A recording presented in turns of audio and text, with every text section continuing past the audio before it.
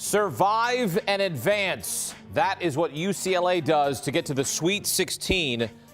Their third straight Sweet 16 appearance, all under head coach Mick Cronin. 68-63, the final from Sacramento, as UCLA moves on to Las Vegas. Into the Sweet 16, Northwestern heading home back to Evanston. But what a season it was. Boo Buie, 18 points. Jaime Jaquez Jr., the Pac-12 Player of the Year, goes for 24 points in this game. Something to keep your eye on here. David Singleton injured with 20 seconds left. Lower right leg injury. I'll keep you posted on that. They're already without their Pac-12 Defensive Player of the Year, Jalen Clark, tore his Achilles in the final game of the regular season. So for now, UCLA feeling good, 68-63, and really Northwestern in the end could not keep up. UCLA outscored Northwestern 22-3 in fast break points. All right, back here with Adam Finkelstein, 24/7 Sports Director of Scouting. What's your biggest takeaway here as UCLA survives and advances? You know, 2 weeks ago, I thought UCLA was one of the favorites to win a national championship. Jalen Clark goes down with the injury. Obviously, it's an Achilles injury. He's got no chance of coming back this year. Dembona goes down. Fortunately, he comes back tonight.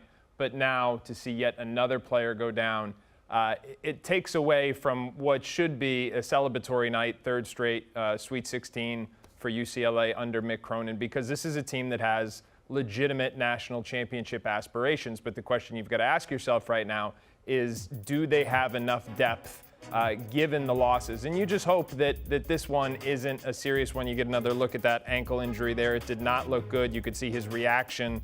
Looked like he was in immense pain. So I think right now, listen, it's a great win for UCLA, but to have that happen in the last 30 seconds of the game to Singleton, it's just hard to have that not be your lasting impression. Yeah, you hate to see that. You really do hate to see it in the NCAA tournament anytime in college basketball. UCLA had a 14-point lead, right? Northwestern storms back in the second half, goes on a 17-4 run to tie it at 45. What did you see from UCLA as they got tested and ultimately overcome basically struggling there for a little bit, not being able to score the basketball? What did you see out of UCLA down the stretch here to pull away? You know, with Mick Cronin teams, you usually associate them with defense and rebounding. What was ironic about this game is Northwestern did hurt UCLA on the offensive glass. That was an area that UCLA really struggled in.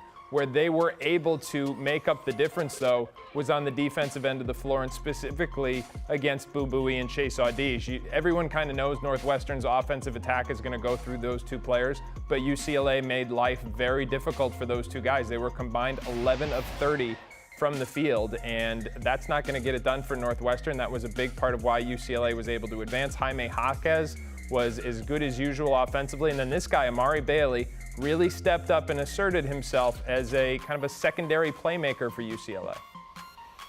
All right, I want to give some love here to Northwestern because they were picked to finish 13th in the Big Ten preseason poll. They finished second behind Purdue. Chris Collins was named Big Ten Coach of the Year.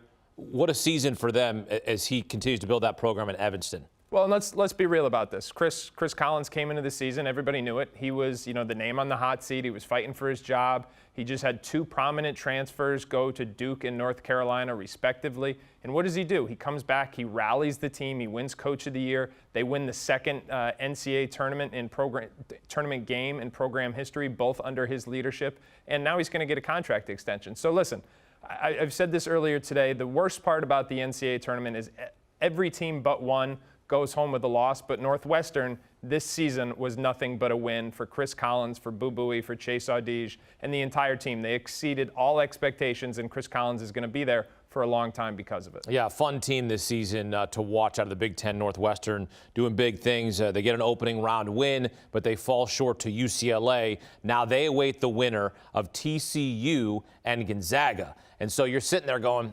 outside of Fort Worth, you're thinking, all right, we want Gonzaga because we want UCLA Gonzaga from the Final Four from just a couple of years ago when Jalen Suggs hit a bucket to win the game, and UCLA at the time was an 11 seed. Right. We want that rematch, and if we get that rematch, what do we get?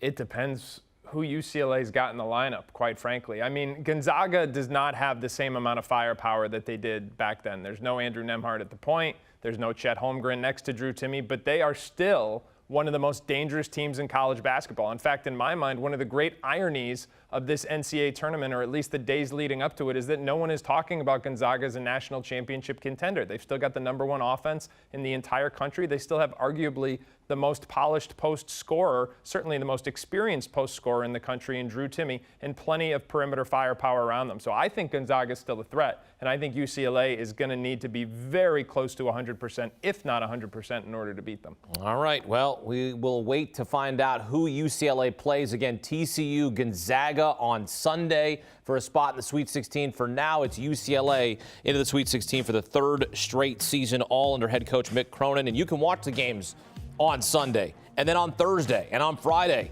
because we've got you covered anywhere you go. The March Madness Live app, download it today on your phone, your tablet, your computer. You can watch all the games, and you can follow us here on CBS Sports HQ, full highlights and analysis. Keep it locked as we take you from the first four to the final four and the national championship. Do you want a sports network that delivers everything that matters about the game? The highlights, the picks, the instant analysis, no yelling, no fake debates, no politics. Hit the subscribe button and never miss a moment.